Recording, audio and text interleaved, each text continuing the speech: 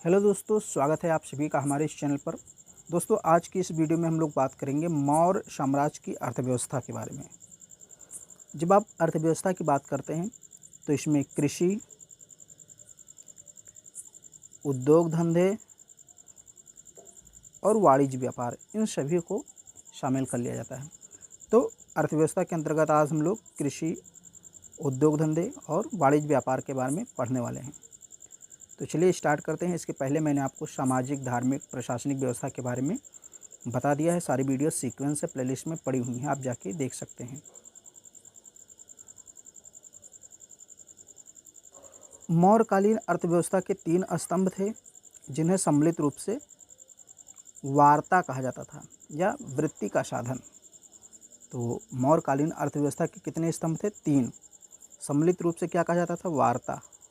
सबसे पहला कृषि था, दूसरा पशुपालन अथवा उद्योग और तीसरा वाणिज्य और व्यापार। अब हम इन तीनों को डिटेल में पढ़ते हैं। सबसे पहले हम बात करते हैं कृषि की।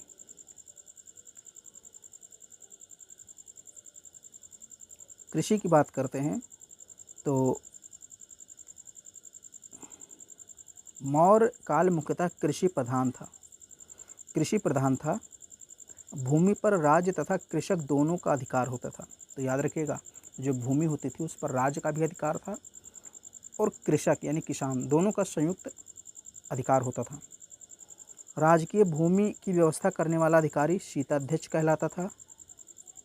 भूमि पर दासों, कर्मचारियों तथा कैदियों द्वारा जुताई बुआई होती थी। कौटिल्य ने अर्थशास्त्र में कृष्ट यानी जुती हुई भूमि, आकृष्ट बिना जुती हुई भूमि, स्थल ऊंची भूमि आदि अनेक भूमि का उल्लेख किया है। तो ये कौटिल्य ने अपनी रचना अर्थशास्त्र में इन शब्दों का प्रयोग किया है। जैसे कृष्ट का प्रयोग किया है, आकृष्ट का प्रयोग किया है, स्थल का प्रयोग किया है। तो स्थल का मतलब क्या होता है? ऊंची भूमि यानी ऊंचाई पर स्थित भूमि।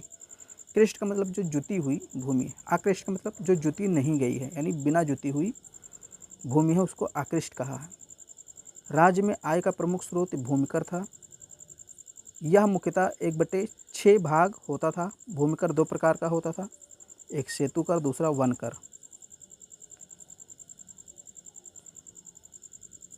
आदेव मात्रक भूमि वह भूमि होती थी जिसमें बिना वर्षा के भी अच्छी कृषि होती थी। याद रखिएगा, बहुत इंपॉर्टेंट कॉन्सेप्ट है। आदेव मात्रक एक ऐसी भूमि थी जिसमें वर्षा भी नहीं होता था फिर भी अच्छी कृषि होती थी। कार्य से संबंधित कुछ प्रमुख शब्दावलियाँ और उनसे संबंधित विषय वस्तु।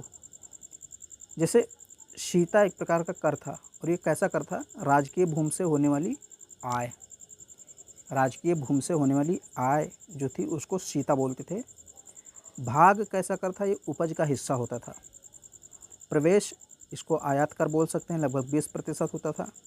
निष्क्राम इसको निर्यात कर बोलते थे। प्रणय आपातकालीन कर होता था।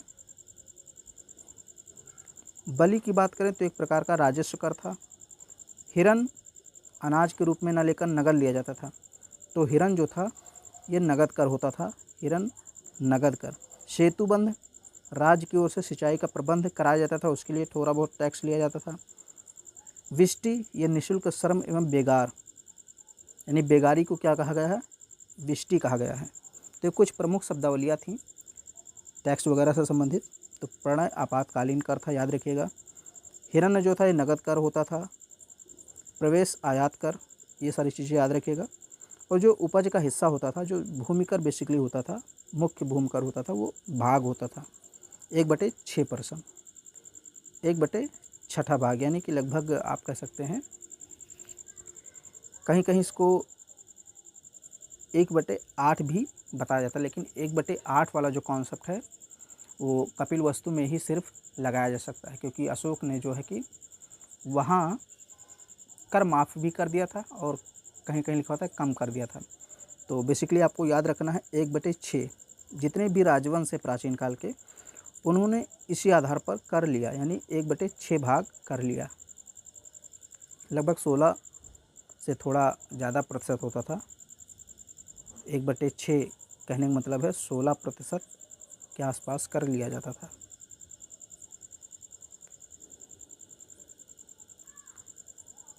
उद्योग की बात करते हैं अब हम लोग, तो मौर्यकालीन का मुख्य उद्योग क्या था? सूत कातना एवं बुनना।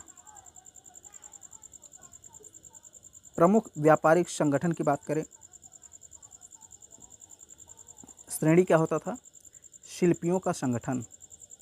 शिल्पी का मतलब जो छोटे मोटे काम करते थे उनका जो संगठन होता था, उनका संगठन श्रेणी कहलाता था। निगम क्या था? व्यापारियों का संगठन। संघ ये महाजनों का संगठन होता था। सार्थवाह क्या होता था? कारवां व्यापारियों का प्रमुख व्यापारी, अनाज से संबंधित। यानी जो कारवा चलता था, व्यापारियों का एक संगठन, एक समूह चलता था, उन व्यापारियों का जो प्रमुख था वो सार्थवाह कहलाता था। यानी व्यापारियों का भी जो प्रमुख व्यापारी था वो सार्थवाह कहलाता था। उद्योग धंधों की संस्थाओं को श्रेणी कहा जाता था। श्रेणी याद रखिए, श्रेणी और श्रेष्ठ, श्रेणी गिल्ड्स इसको इंग्लिश में बोलते थे। श्रेणी न्यायालय के प्रधान को महाश्रेष्ठी कहा जाता था।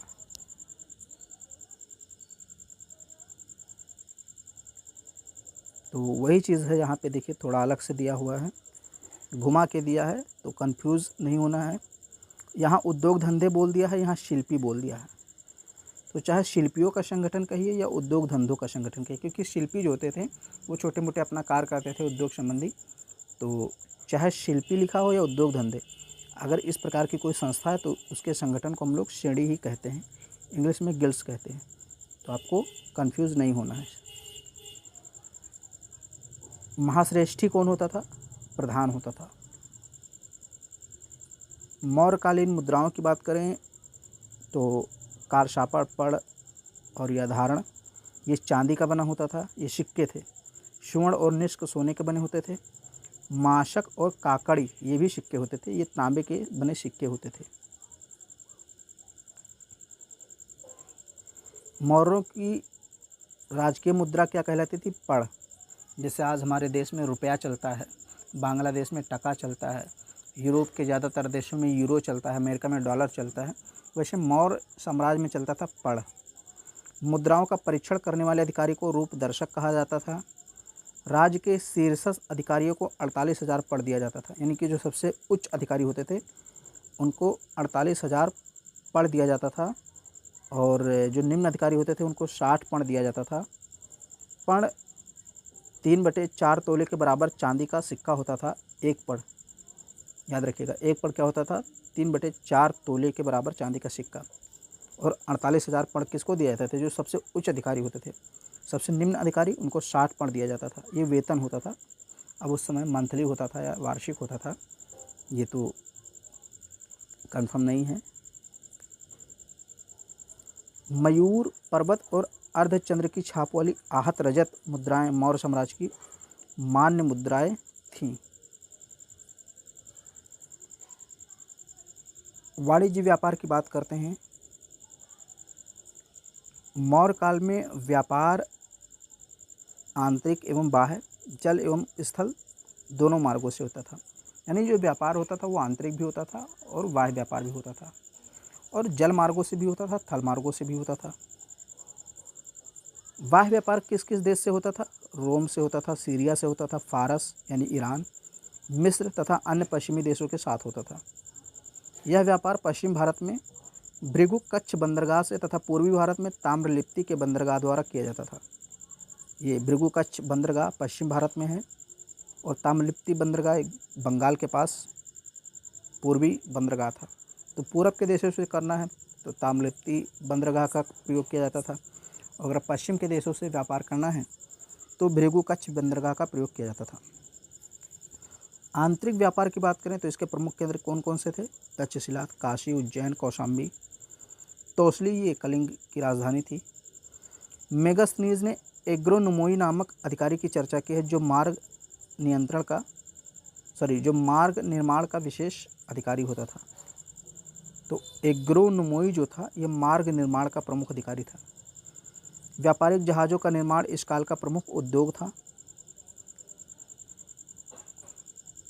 यहाँ पर कुछ व्यापारिक मार्गों की बात की गई है। कौन कौन से व्यापारिक मार्ग थे? प्रमुख मार्गों की बात की गई है। जैसे प्रथम मार्ग था उत्तरापथ, ये उत्तर पश्चिम पुरुषपुर यानी जो पेशावर का इलाका है आज पाकिस्तान में, उसकी बात हो रही है। तो पुरुषपुर से पाटलिपुत्र तक जाने वाला जो राजमार्ग था उसको प्रथम मार्ग यानी उत्तरापथ कहा गया। याद रखिएगा, पुरुषपुर से पाटलिपुत्र यानी पेशावर से पाटलिपुत्र उत्तरापथ कहलाता था, इसको प्रथम मार्ग कहते थे, सबसे महत्वपूर्ण भाग था। दूसरा मार्ग था पश्चिम में पाटल से पूरब में कौशाम्बी के समीप उत्तरापथ मार्ग से मिलता था। तीसरा मार्ग था दक्षिण में प्रतिष्ठान से उत्तर में श्रावस्ती तक जाने वाला मार्ग। चौथा मार्ग था भृगु कच्छ से मथुरा तक जाता था, जिसके मार्ग में उज्जैनी पड़ता था। तो ये 4 प्रमुख मार्ग थे। आगे बात करें तो भारत से मिस्र को कौन कौन सी चीज़ें जाती थीं? हाथी दांत, कछुए, सीपियाँ, मोती, रंग, नील और लकड़ी, ये सब भारत से निर्यात की जाती थी मिस्र को।